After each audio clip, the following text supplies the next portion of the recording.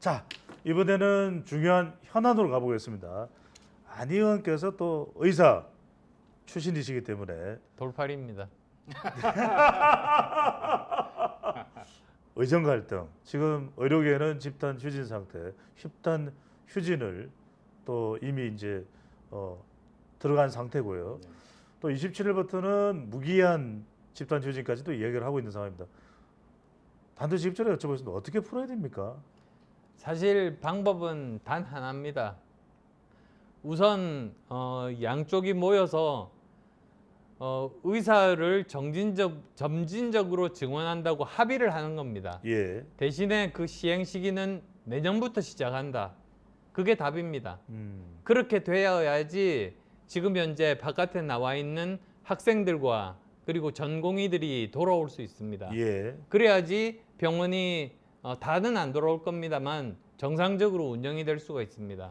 근데 만약에 그렇지 않는다 그러면 이제 앞으로 일어날 일은 뻔합니다. 세 가지가 일이 생깁니다.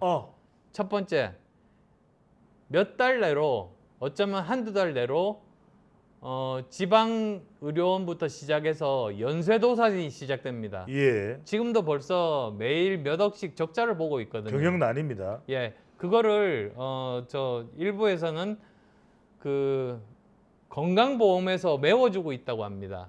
선지급한다고 합니다. 근데 보험을 선지급하는 거 보셨어요? 본 적이 없습니다. 이 사고가 나야지 지급하는 게 보험 아닙니까? 예. 보험은 선지급하면 안 됩니다. 저는 이거 법적으로 문제가 될 거라고 봅니다. 재정 지원이면 몰라도요. 예, 네. 그렇습니다. 지금 돈이 없어서 벌써 조 단위로 썼습니다.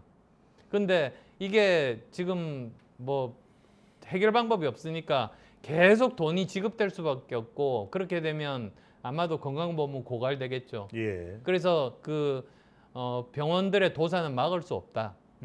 그다음 두 번째로 문제는 뭐가 있냐면 당장 내년에 인턴이 필요하고 공보위가 필요하고 그다음에 또 군의관이 필요한데 그 자원이 절대적으로 부족합니다.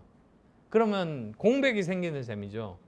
우리나라 사상 초유의. 네. 예. 그러면 의료 시스템 자체가 제대로 작동이 잘 되지를 않을 겁니다. 마비될 수도 있겠네요. 네.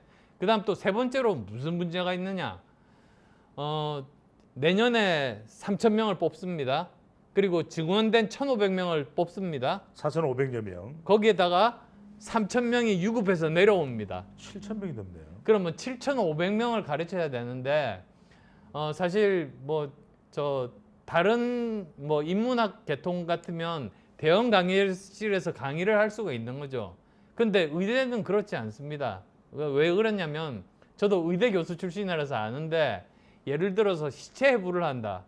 그러면 거기는 8명 정도가 적정 규모입니다.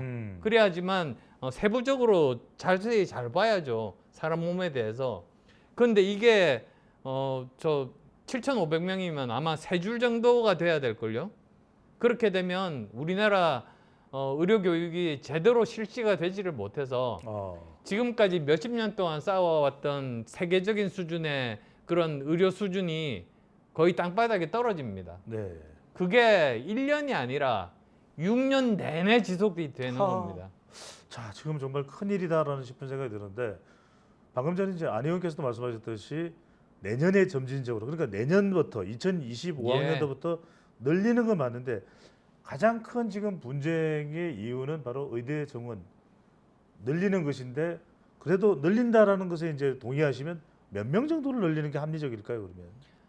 사실 제가 그 전에 이번 사건이 생기기 전에 다른 의대 교수들하고 이야기를 해봤습니다. 예. 근데 그때 벌써 의대 교수들은 우리가 이제 좀 더 그 의대 신입생을 늘려야 된다는 데 대해서 한결같이 다 동의를 했습니다. 사실 다 이렇게 그 같은 의견을 가지고 있는 이런 상태였는데 예. 갑자기 폭탄이 떨어진 겁니다. 갑자기 2,000명이라 폭탄이 떨어졌죠. 그래서 사실 이런 문제들은 저는 제가 뭐 구체적인 숫자를 만들기보다는 오히려 1년 정도 시간이 이제 남아 있으면 공론화 위원회를 만들어서 예. 거기서 합리적으로 서로 대화를 하고 토론을 해서 그리고 또 예를 들면 OECD 같은 외국의 공신력이 있는 데이터, 거기는 일본 데이터부터 해서 여러 가지 데이터들이 많습니다. 예. 우리나라보다 몇십 년 앞서간 그런 데이터들을 가지고 저는 충분히 합리적인 그런 숫자들을 만들 수 있다고 생각합니다. 예. 지금 감정적으로 사실은 격앙된 부분도 있고요. 양측에. 근데 예. 지금 의원님이 말씀하시는 그 대안에 대해서 의료계에서는 동의를 할 거라고 보세요? 동의합니다.